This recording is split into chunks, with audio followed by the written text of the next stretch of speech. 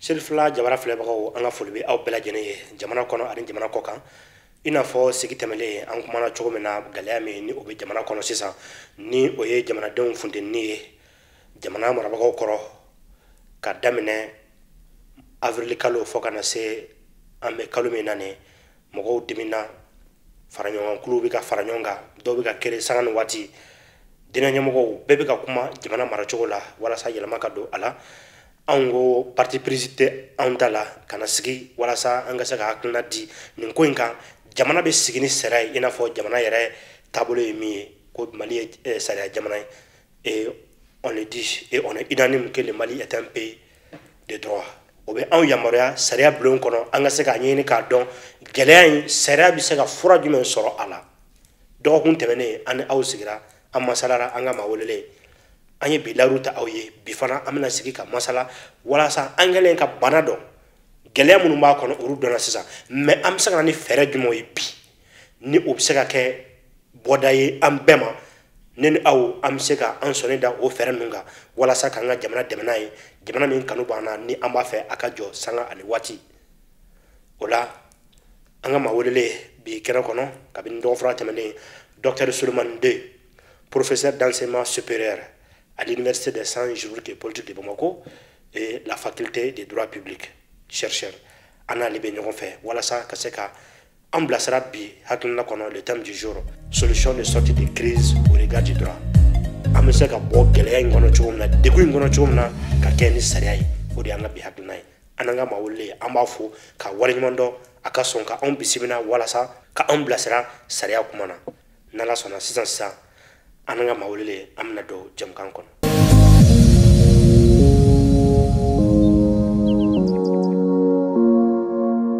Ola docteur an b'a fɛ ka min dɔn sisan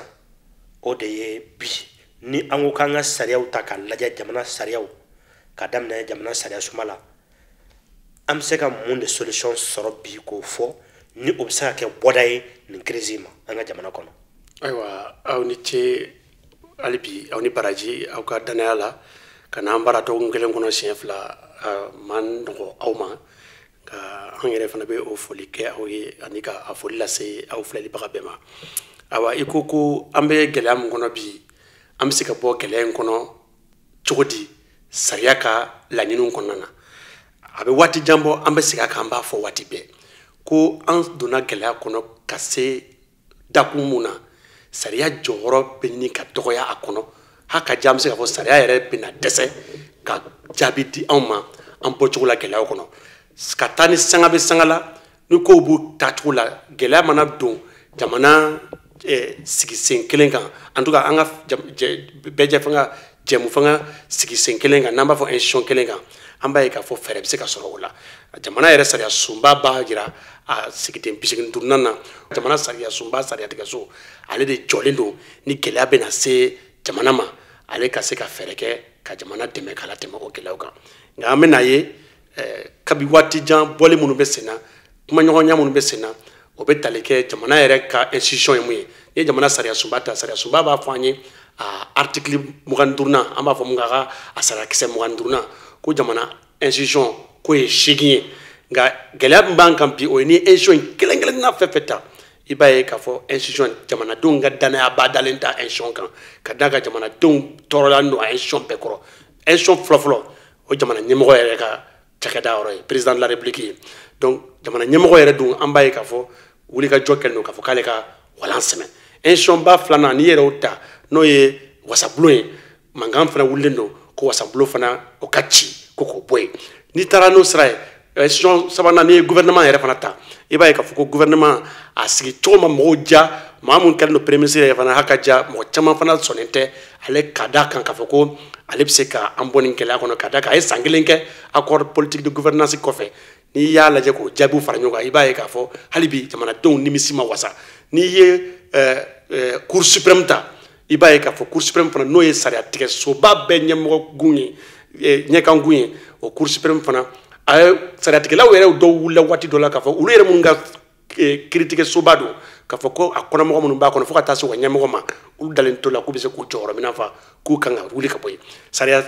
sunba yɛrɛ sariyatigɛ so o yɛrɛ nana gɛlɛya baden ka d'a kan a fɔra ko k'ale fana kɔnɔmɔgɔw ko k'olu bɔ a kɔnɔ ka d'a kan kelenya mun bangelen don u la k'a fɔ k'u kan ka baara kɛ ni jɛlenya n'u ka kalikan u bɛ kalikan mun kɛ k'u kan ka baara kɛ n'o mɛ k'u ma kalikan dafa ka d'a kan an bɛ gɛlɛya o gɛlɛya mun na olu de y'an se nin gɛlɛya ma ni kalafili mun kɛra sisan o jaabiw bayɛlɛmali ye an yɛrɛ y'a ye k'a fɔ ko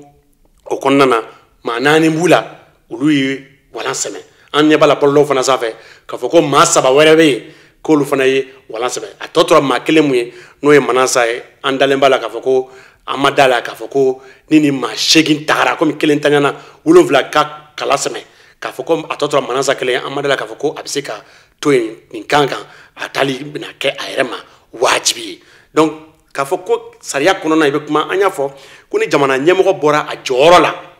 sariya sunba b'a fɔ a sariya kisɛ 36 na ko ni a kan ka bɔ ka taa taama la ou bien ka taa ci la mun b'a bali k'a ka jamana ɲɛmɔgɔya minɛn fa waati kunkurunin premier ministre de bɛ se ka a nɔrɔ bila nka n'o ka sɔrɔ a fɔra k'a ka walan yɛrɛ de sɛmɛ k'a ka bɔ walan na pewu-pewu a nɔrɔ bilabaga o de ye wasabulon yɛrɛ ɲɛmɔgɔ ye n'o ye Musa Tembine ye an dun b'a dɔn bi gɛlɛyaba mun b'an ka jamana kɔnɔ bi o de ye wasabulon ciliko kuma ye ni wasabulon dun ciliko kuma bɛ k'a fɔ ko wasabulon ma ta a tacogo la a ka gɛlɛn ko n'i ko jamana ɲɛmɔgɔ ka bɔ yen ko wasabulon ɲɛmɔgɔ ko bɛ se ka jamana ɲɛmɔgɔ nɔrɔ bila ka d'a kan mankan bɛɛ yɛrɛ fanba o wulilen bɛ wasabulon yɛrɛ ɲɛmɔgɔ de fana nɔfɛ donc sariya sunba yɛrɛ sariya sun b'an bolo n'o ye cour constitutionnelle ye a jɔyɔrɔ ka bon jamana kɔnɔ ka d'a kan mɔgɔw bɛ jɔyɔrɔba mun yɛrɛ n'o y'an bɛ nin gɛlɛya kɔnɔ o ye ale de kan k'i maga don kalafili 2 la kalafili mun ye jamana ɲɛmɔgɔ kalafili ye an b'a fɔ ko élection présidentielle ani kalafili min ye wasabulon kalafili ye an b'a fɔ élection des députés donc i b'a ye k'a fɔ kabi jamana ɲɛmɔgɔ kalafili la gɛlɛyaw daminɛna ka d'a kan kalafili yɛrɛ kɔfɛ jaabi minnu dira an ye jamana fanga sinamatɔn ngara dabagaw u ye taama daminɛ an bolo Bamakɔ yan samedi o samedi u tun bɛ bɔ k'u ka dusumakasa la k'a fɔ k'u ma jɛn n'a ye f'u sera k'a fɔ ko u bɛ Sumala Sise n'ale ye fanga sinamatɔn ɲɛmɔgɔkulu ɲɛmɔgɔ ye ko u b'o sigi fanga la an bɔra o kalama Mali la k'a fɔ ko o jamana kalafili ɲɛmɔgɔ kalafili a ma kɛ kɛcogo la kɛcogo min jamanaden bɛɛ wasa bon wasadon kalafili min fana kelen filɛ nin ye o fana ma kɛ kɛcogo la kɛcogo min bɛ mɔgɔw wasa donc sariya kɔnɔna na tiɲɛ don an y'a fɔ ko Manasa a kɛtɔla ka kalafili jaabi di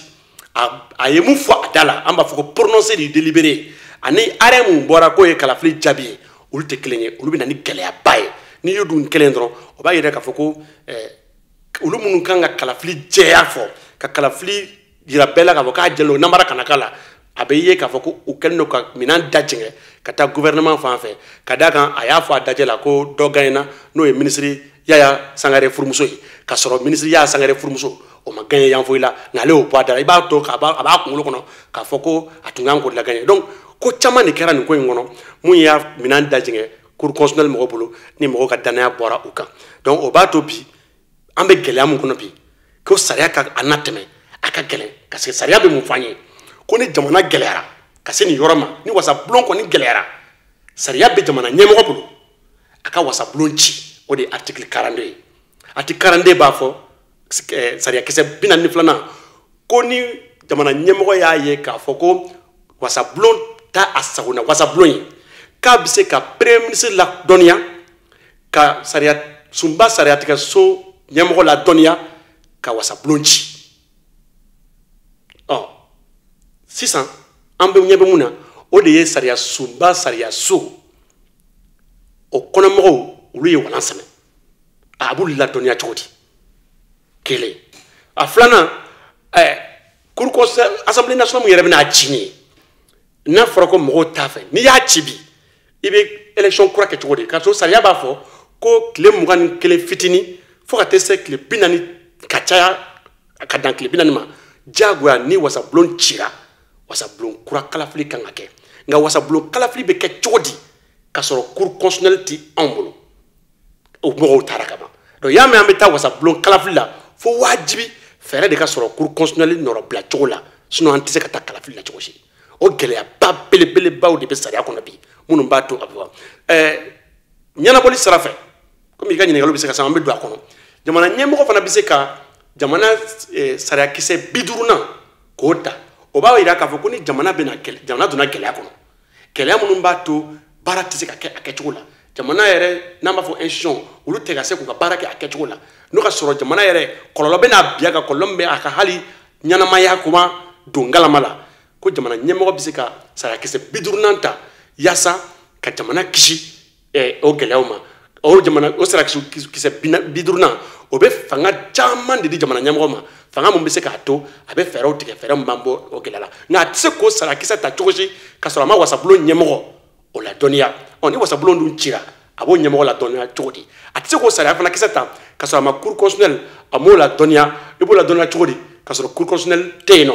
o sariyakisɛ b'a fɔ k'a ka premier ministre la dɔnniya i b'o la dɔnniya cogo di ka sɔrɔ gɛlɛya bɛ o premier ministre fana nɔfɛ donc président yɛrɛ ka wasabulon cili bi a bɛ k'a ma bi gɛlɛyaba ye ka da kan a kan ka mɔgɔ minnu la dɔnniya ka sɔrɔ k'a ci olu la dɔnniya mɔgɔw t'a bolo bilen o dun fana b'a fɔ ko n'a y'o sariyakisɛ ta a bɛ baara fɛn fɛn k'o kɔnɔ o baara nin fana tɛnkunnen bɛ k'o ɲɛɲini k'o ɲɛdɔn k'a kɛ sariya kɔnɔna na wasabulon b'a ka baara kɛ a tɛ se ka wasabulon ci n'a y'o sariyakisɛ in kofɔ wa cour constitutionnelle b'a kɔlɔsi k'a nɔ minɛ a ka baara kɛcogo la pour que a kana fili a ka baara la donc an b'a ye article 42 in bi a waleyali a gɛlɛyara article 50 o waleyali o fana gɛlɛyara sariya sunba yɛrɛ bɛ sariyakisɛ minnu d'an ma olu bɛ se k'an dɛmɛ k'an latɛmɛ ni gɛlɛyaw kan o sariyakisɛw yɛrɛ bi fɛɛrɛ cogoya foyi tɛ sariya kɔnɔ bi mun bɛ se k'olu dɛmɛ k'a ko waleya n'o ka sɔrɔ cour constitutionnelle bɛ yen i bɛ wasabulon ci a man gɛlɛn nka ni cour constitutionnelle tɛ yen wasabulon cili bɛ gɛlɛya i ma ni dun ye wasabulon ci ka sɔrɔ cour constitutionnelle tɛ yen an bɛ kalafili cogo di nka an bɛna ye k'a fɔ n'i ye diɲɛ seli an ka gunw lajɛ Niger an kɔrɔ olu ka jamana ɲɛmɔgɔ y'a ka cour constitutionnelle ci k'a ci ka tila k'a kɔnɔmɔgɔ bɛɛ ta yɛrɛ ye ka da kan jamana gɛlɛya ma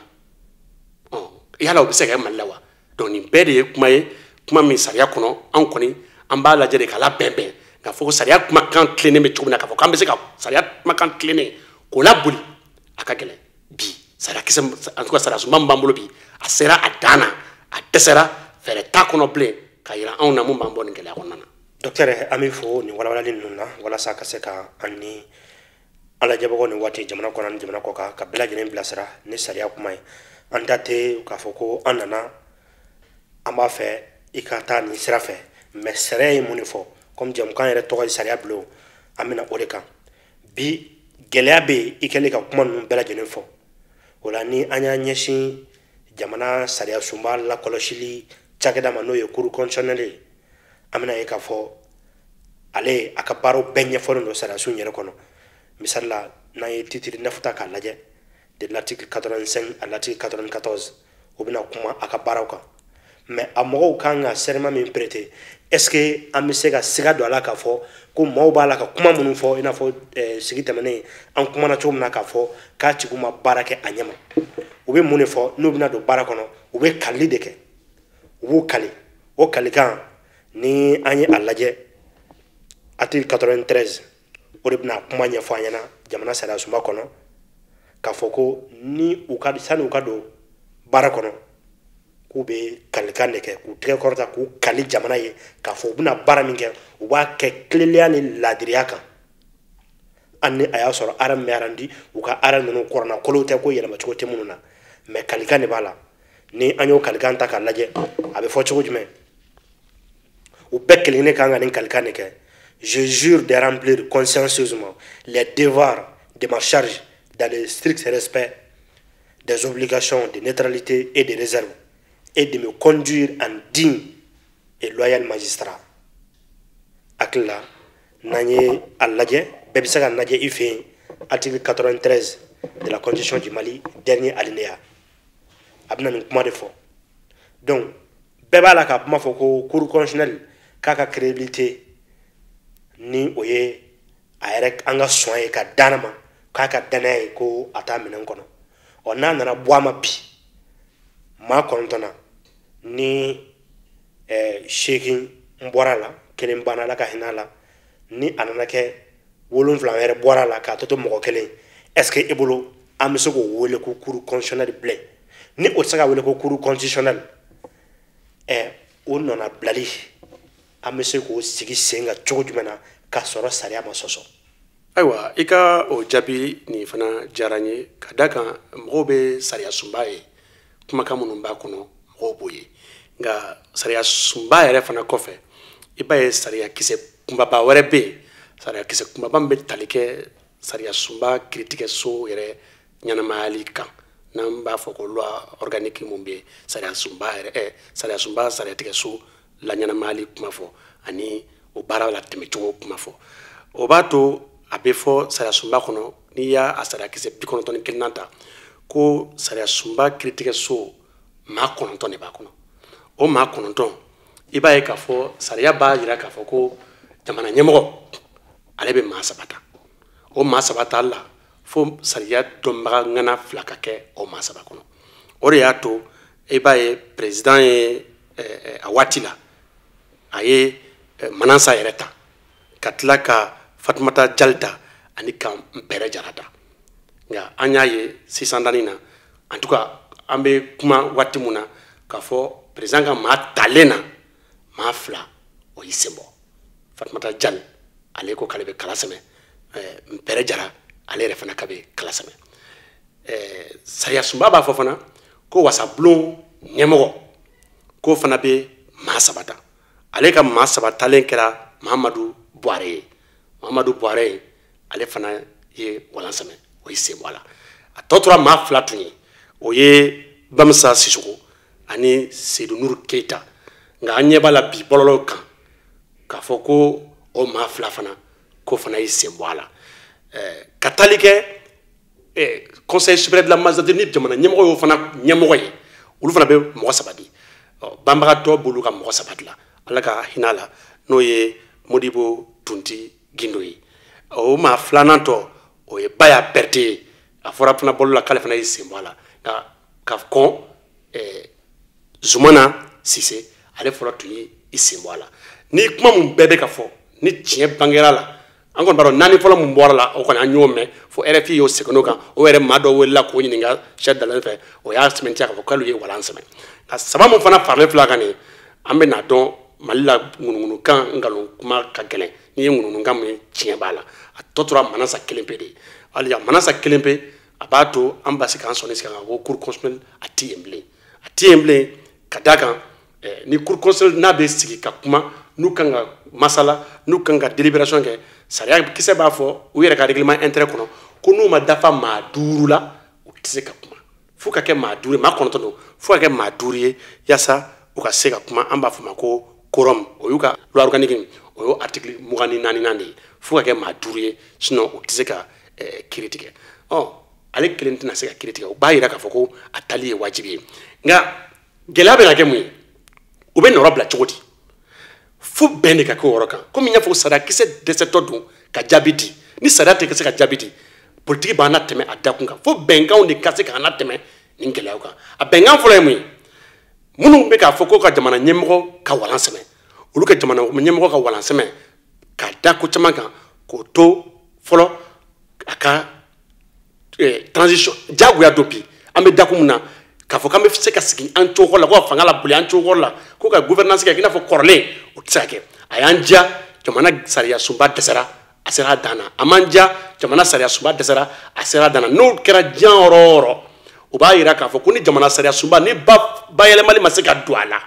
o kɔrɔ k'an bɛ se k'a bɔ yen k'a nɔrɔ bila dɔ wɛrɛ la ni bayɛlɛmali ma se ka kɛ nɔrɔ bilali bɛ se ka kɛ an b'a fɔ tubabukan na si on n'arrive pas à modifier la constitution on peut changer de constitution donc dun b'a jira k'a fɔ an bɛ bɔ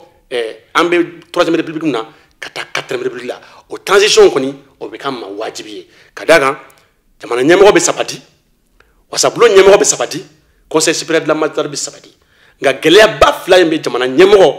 ani wasabulon de kunna o dun o ye maa 6 de ye fo an ka bɛn ko dɔ la ka jamana ɲɛmɔgɔ mun kɔni n'ale taara hali n'a taara gɛlɛya kɔnɔ ale ka se ka to yen peut-être o y'an ka hakilina ye an b'a fɔ ko sariya ye dɛ o y'an kɔni ka hakilina ye an bɛ yɔrɔ min na bi bi na parce que n ko sariya dɛsɛra an ka hakilina parce que ka jamana ɲɛmɔgɔ bɔ k'a to fanga la k'a sɔrɔ a ka fanga ma se a dan na an sariya m'o fɔ an ye sariya sɔsɔ don i y'a faamu donc an bɛ se k'a fɔ jamana ɲɛmɔgɔ ka mɔgɔ 3 ta o bɛ se ka faamu ni sɔn kɛra a ka transition kɛ wasabulon ciliko kuma min fɔ ni wasabulon dun cira wasabulon ɲɛmɔgɔ ka 3 mun ta o bɛ na gɛlɛya kojugu donc a bɛ na to 2 ye jamana ɲɛmɔgɔ ka 3 ani conseil supérieur de la magistrature ni jamana ɲɛmɔgɔ yɛrɛ fana o de fana ɲɛmɔgɔ ye olu fana ka saba ye a bɛna kɛ maa 6 o kɔni bɛ se ka ta k'o bila sariya tigɛ soba saba kɔnɔ nka est ce que a bɛ bɛn sariya sunba sariya tigɛ so maa 9 de fɔra an ka maa 6 ta wa sariya m'o fana kuma fɔ sariya b'a fɔ ko maa 9 don nka n'o maa 9 bɛ baara kɛ fo wajibi la u kɛ o kɛ ka ɲɔgɔn na fara ɲɔgɔn kan ka baara kɛ u ka dafa mɔgɔ 5 la ni dun ye mɔgɔ 6 ta mɔgɔ 5 b'a kɔnɔ nka ni don min na u dɛsɛra ka kɛ mɔgɔ 5 dun u tɛ se ka fara ɲɔgɔn kan yala an bɛ se ka sariya sunba sariya tigɛ so ka maa 6 ta fɔlɔ wa o bɛɛ bɛ bɛnkan de la o de to bi an b'an sɔnni sigi bɛnkan de ɲɛɲini na bɛnkan de b'a to an bɛ tɛmɛ nin yɔrɔ ninnu na k'a fɔ ko sariya bɛ se k'an dɛmɛ ka tɛmɛ a kɔnɔ encore une fois i ɲɛ bɛ sariya dan na a kɔnɔna na sariya tɛ se. o la docteur an bɛ fo ni walawalali ninnu na ka kɛ ni sariya ye komi an bɛ sariya bulon kɔnɔ kuma ninnu kɔnɔ an ye hakilina caman sɔrɔ a la bi an bɛ ka kuma ka min ye wasabulon ye a cili mais est ce que ni an ko k'an ka analyse dɔ kɛ maa ninnu ka démission kan ni u yɛrɛ tɛ anw t'a kun dɔn fo ni e yɛrɛ bɛ se k'an bilasira a kɔnɔ ni o kun ma kɛ ko wasabulon bɛna ci walima o ye arrêt min arrêté jamanadenw ma da la k'a fɔ k'u ye baara kɛ tilennenya ni ladiriya kan i n'a fɔ a bɛ fɔ cogo min na u kan ka baara kɛ cogo min na conformément à l'idée de l'article 93 de la constitution du Mali ni segin bɛna kɛ o kan k'a fɔ ko u kana segin tuguni élection wɛrɛ ka organiser u ka tila ka arrêt wɛrɛ di ka dɔ in sɔsɔ n'u ka démission kun kɛra an t'o dɔn olu de b'a dɔn o ye mun sɛbɛn a kɔnɔ mais sisan e ka kuma kɔnɔ i ko de ko président bɛ mɔgɔ 3 di donc président bɔli fanga na bi o tɛ laɲini ye parce que sariya an tɛ ka kuma ni sentiment ye mais an bɛ ka kuma ni sariya ye donc sariya kɔnɔ n'an ye nin constitution in ta k'a lajɛ nin ta k'a lajɛ a tɛna fɔ yɔrɔ si la k'a fɔ ko jamanakuntigi gɛnni k'a bɔ yen ko o ye solution a la m'a ye a kɔnɔ kɔni m'o yɔrɔ ye constitution kɔnɔ a ka fanga ka ban walima gɛlɛya wɛrɛ k'a sɔrɔ ni o b'a bali ka baara kɛ a ɲɛma o de b'a kɔnɔ bi ni a fɔra ko cour constitutionnelle ka se ka nɔna bila cour constitutionnelle a ka nɔna bila ni assemblée président ka mɔgɔ 3 nommé e bolo gɛlɛya bɛna k'o la wa parce que a bɛ yen nɔ c'est déjà une institution en place. ayiwa i ka ɲininkali diyara n ye o de y'a to n b'a fɔ hali bi ko bɛnkan o bɛ sariya sanfɛ sariya bɛ yen bɛɛ b'a dɔn sariya ye mun fɔ nka bɛnkan ale bɛ sariya sanfɛ ni maaw bɛnna mun na o fana ye sariya dɔ ye hali n'o ka sɔrɔ o sɛbɛnnen tɛ o b'a to komi an bɛ kuma sariya de kɔnɔ an yɛrɛ dɔnko kuma tɛ an diyaɲɛ kuma tɛ maaw yɛrɛ b'a fɛ ka mun fana mɛn o diyaɲɛ kuma tɛ sariya bɛ ko di sariya fan si tɛ sariya sunba kɔnɔ kumakan si t'a kɔnɔ kumakan mun b'a fɔ ko jamanakuntigi ko k'o gɛn ka bɔ jamana ɲɛmɔgɔya la ka sɔrɔ a ka fanga ma se a dan na ani balanako dɔ ma bali a ka baara kɛcogo la n'o ye saya ye n'o ye bana ye mun b'a se k'a bali k'a ka baara kɛ a kɛcogo la n'o tɛ cogoya tɛ jamana ɲɛmɔgɔ boli la fanga la ni a dɛsɛra gouvernement ɲɛmɔgɔ de b'a ɲɛnatɔniya ko jamana ɲɛmɔgɔ k'a dɛsɛlen don baara la komi n y'a f'i ye cogo min na an ɲɛ b'a la bi jamana ɲɛmɔgɔ kɔni bana kelen tɛ k'a dɛsɛ wa an ɲɛ b'a la fana ala k'a n'a cɛ janya saya fana m'a bali baara la donc n'o fila tɛ a man kan tɛ ka kɛ jamana fanga ka yɛlɛma ka sɔrɔ sariya sunba ma yɛlɛmali cogo min fɔ o jɛlen kɔfɛ jamana sariya fana foyi tɛ yen mun b'a di jamana ɲɛmɔgɔ ma k'a bɛ se ka jamana sariya sunba sariya tigɛ so ko k'o kɔnɔmɔgɔw gɛn ka bɔ yen an b'a fɔ ma ko ka cour constitutionnelle dissous sariya kisɛ foyi tɛ yen fanga foyi tɛ yen mun b'a to jamana ɲɛmɔgɔ bɛ se k'o kɛ an yɛrɛ ye manansa ye a ka video kɔrɔlen dɔ bɛ yen san 2018 video kalafili waati la a b'a fɔ k'olu taara sanji 7 de kama wa olu bɛ yan maa tɛ se k'u bɔ yen hali jamana ɲɛmɔgɔ tɛ se k'olu bɔ yen o kuma in kisɛ b'a kan tiɲɛ don sariya foyi tɛ yen mun bɛ jamana ɲɛmɔgɔ wajibiya k'u gɛn ka bɔ yen nka o gɛnko kuma yɛrɛ o de gɛlɛyara bi ka d'a kan u yɛrɛ bɔra la u yɛrɛ ye u nɔrɔ bila kuma de bɛ ka fɔ an y'o de fɔ kuma kɔnɔ u nɔrɔ bila cogo an y'o fana de ɲɛfɔ président 3 wasabulon ɲɛmɔgɔ 3 conseil supérieur de la magistrature 3 nka sariya bɛ président bolo a ka wasabulon ci o de ye sariya kisɛ 42 ye sariya kisɛ 42 ye a bɛ waatinin bɔ mɔgɔw b'u hakilina di a kan nga be mun de fo aba yira ka ko président bi se ka wati be misika kan wati be hani wasablon tara bide sini so ma kachi wasablon bi se ka ci président fait wati be nga sare ba pepela tige ko wati dobe wasablon tise ka ci ni président wasablon ci a wajibi yalendo aka kalafli kurake kle mwani kle fitini katase kle binani jaman ko nana nga naye kalafli kurake atise ko wasablon kurachi foka sankelen dafa sangelen kuma mon folendo ati karandela oyote wasablon talimu flembolo abechi ayamara be président bolo kachi hala klefla nga nanya chi wasablon kuramu mena sigi o wasablon kuraine o de tise ka chi chokoshila no ma sangelen dafa amba foko chili ko flana tise ka ke ni wasablon ma sangelen dafa o de be sariya kono oh ngam kelem fana bembi yala ambise kan sariya kisen wale yawa cour constitutionnalité ambulo cour constitutionnel dun ale joda ka bon kosobe kalafilla kadaka kalafli jabi laban dibaye cour constitutionnel wani kalafli sera kalafli munum bu kanabo kalafilla o kanabo braw ulu sementiali fana kebaye cour constitutionnel amba fo proclamation de la liste des candidats résultat définitif fana cour constitutionnel oh ni cour constitutionnel te candidat obe na choti ni cour constitutionnel te jabi obe di choti ni cour constitutionnel te ni sekasegeli mbe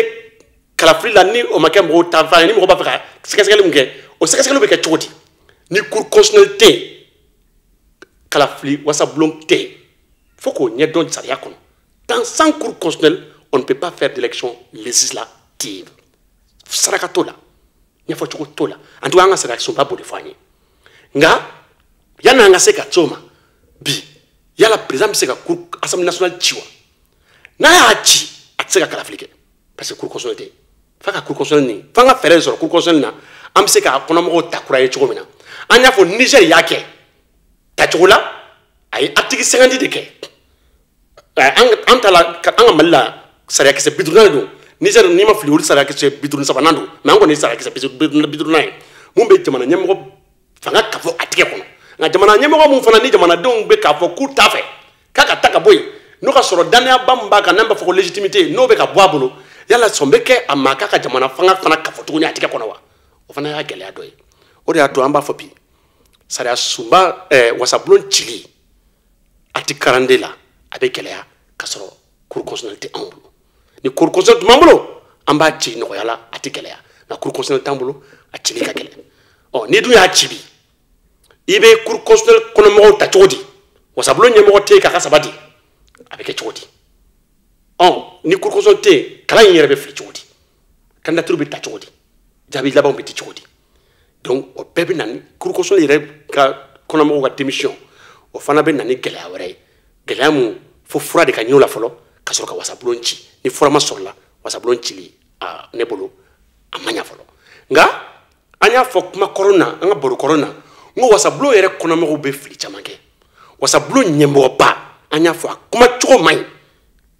fo choko do be kuma la ati fo ale fe alde jamana nyemgo kofe ma flana mbe kere politique kunda amba fo to kana deuxième personnalité politique ale tisika fo koni ma ba yirikam be tamana kanama koloni bamranchi murutile jihadisu de bolo be nyombolo kaso adalu tabulu aya fo ko les marcheurs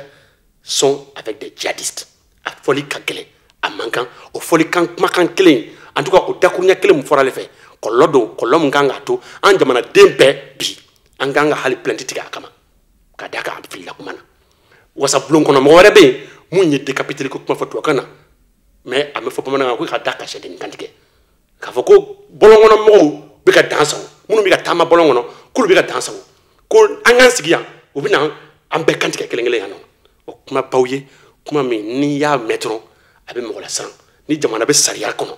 na be sariya le tun kono ni kuma kan flying tron bi ka so hali politique geleate ni kuma kan flying be wasa blon chili kumbo donc entre seraw serafe sarakate wasa blon chili la abe chidi ni kuma kan impacto an yere mun ye sariya barakalo an tse kan siki kan mako ble an ga jamana kono a ka gɛlɛya ka sɔrɔ an ma bɔ fili la donc o de kuma bɛ n bolo k'a fɔ hali bi n bɛ segin a kan sariya dɛsɛra bɛnkan bɛ se ka na tɛmɛ. O la docteur an b'i fo nin hakilinadi ninnu na an bɛ segin a yɔrɔ kan maaw bɛ fara ɲɔgɔn kulu ninnu na dɔw ko jamanakuntigi ko a n'a ka fanga ɲɛmaaw k'u bɛɛ ka walan sɛmɛ mais dɔw ko ayi k'o tɛ ko fɛɛrɛ de ka ɲini jamana ka mara ni jamanadenw hakilina ye jamana ka mara jɛya ani tilennenya ni laadiriya kɔnɔ. An bɛ kuma di ma sisan i ka se ka dakuruɲɛ laban dɔ fɔ an ɲɛna bilasiralikan na i b'a fɛ jamanadenw ka taa sira minnu fɛ sisan ka tugu sariya kɔ. Ayiwa i ka o kumakan ni an tɛ se ka sariya kuma fɔ bilen parce que an y'a fɔ sariya dɛsɛra nka ni sariya dɛsɛra jamana bɛ jɔ wa? Jamana tɛ se ka jɔ. Jamana ka ɲɛnamayali bɛ to sen na nka i b'a ye k'a fɔ jamana in bɛ yɔrɔ na bi a mago bɛ jamanaden bɛɛ de la jamanaden bɛɛ ka kuma ɲɔgɔn fɛ fadenya tɛ jamana kelen de b'an bolo jamana fila t'an bolo nationalité fila ni saba tɛ an si bolo n'a gɛlɛyara fana anw de bɛ jamana in kɔnɔ yan kɔlɔlɔ fɔlɔ minnu b'a la maa fɔlɔ minnu b'a kɔlɔlɔ sɔrɔ o ye anw de ye an n'an muso an n'an denw boliyɔrɔ tɛ anw de bolo anw de bɛ yan o de b'a to bamananw b'a fɔ ko ŋunu tɛ san sɔrɔ juru kɔ ni sariya ye ŋunu ye politiki y'a juru ye donc fo politiki de kan na tɛmɛ nin yɔrɔ in na o dun politiki dun an y'a fɔ ka segin a kan o bɛ na tɛmɛ ni bɛnkan de politiki mɔgɔw ka jɛn n'a ye jamana gɛlɛya ye politiki gɛlɛya de ni politiki gɛlɛya nana fura foyi tɛ politiki gɛlɛya la politiki kɔ an b'a la tɛmɛ cogo di jamana ɲɛmɔgɔ yɛrɛ ye fɛn dɔw fɔ mais an tɛ se k'a fɔ n'o ka ɲi walima n'o man ɲi a ko n'i ye tali kɛ an bɛ se ka gouvernement sigi gouvernement bɛ kuma i n'a fɔ dialogue national ye recommandation minnu kɛ gouvernement resserré maa 25 nka a yɛrɛ tilala k'a fɔ ko ka gouvernement dayɛlɛ ko jamanaden bɛɛ k'i ni don jamana marali cogoya la donc ɲuman don wa juguman don wa anw tɛ se k'a fɔ n'a ka ɲi walima n'a man ɲi parce que fɛn dɔ bɛ yen kunun a man ɲi bi a ka ɲi fɛn dɔ bɛ yen a tun ka ɲi kunun bi a man ɲi donc o la o ye hali bi politikimɔgɔw ka jɛ ka kuma ni ɲɔgɔn ye ka bɛn fɛn na bɛnkan in dɛ n bɛ n tintin o de kan n'i y'an ka jamana lajɛ bi gɛlɛya in daminɛna waati min na ni bi ni dɔ ma fara gɛlɛya kan anw t'a dɔn ni fɛn bɔra la dialogue national kɛra cogo min na dɔw ko a ɲana dɔw ko a ma ɲa anw b'a fɔ hali bi maa minnu kumana yalima o kumana maliden bɛɛ tɔgɔ la wa o de y'a to crise de la représentativité bɛ anw bara yan crise de légitimité bɛ cogo min na crise de la représentativité bɛ ten o k'a to jamanaden bɛɛ k'i da don jamana in jɔliko kuma na o tɛ se ka kɛ cogo si f'an ka kafo ɲɔgɔn kan an ka taabolo kura di ɲɔgɔn ma ani ka sariya sunba kura wɛrɛ ta mun b'a lase jamana fanga naaninan ma n'an b'a fɔ ma ko 4ème république sira wɛrɛ t'a la an bolo o de y'a sira ye nka mɔgɔw ka funu jigin ɲɔgɔn kɔrɔ mɔgɔw k'u mada ɲɔgɔn kɔrɔ mɔgɔw ka sɔn ɲɔgɔn ka kuma ma mɔgɔw ka ɲɔgɔn nɛgɛ an ka se ka tɛmɛ o sira fɛ jagoya kana to an kana kɔlɔlɔ fara kɔlɔlɔ kan. O la an bɛ an ka maa welelen an b'a fo docteur Sulemani Ndoye ale de tun bɛ an bolo nin waati in na dɔgɔfara fila ka sɔn ka sigi ni anw ye walasa ka se ka anw bilasira ka sariya kuma fɔ walasa minnu bɛ yen ni u ma garijɛgɛ sɔrɔ ka sariya kalan hali minnu yɛrɛ ye sariya kalan ale yɛrɛ ye lakɔli karamɔgɔ ye min ye sariya dɔnbagaw kalanbaga dɔ ye o la a ka sɔn k'anw bisimila an b'a fo ka waleɲuman dɔn o la an y'o kuma fɔ an m'an sigi k'a fɔ k'an bɛna dɔ de hakilinata fɔ walima maa wɛrɛ b'i hakilina don anw na k'an ka kuma ni o ye an ka jɛmukan a sigira de ko sariya bulon donc sariya bɛ kuma minnu fɔ sariya bɛ taasira minnu fɔ an bɛ tugu o kɔ o la ni ne kun ye aw garisɛgɛ ye bi an bɛ aw fo jɛmukan in kanu na o la an bɛ dugawu don ala ka jamana in ala k'a diya ala k'a basigi ala k'o k'a ka labonya kosɔn kɛra na so dungo sanumaw sɔnna arasul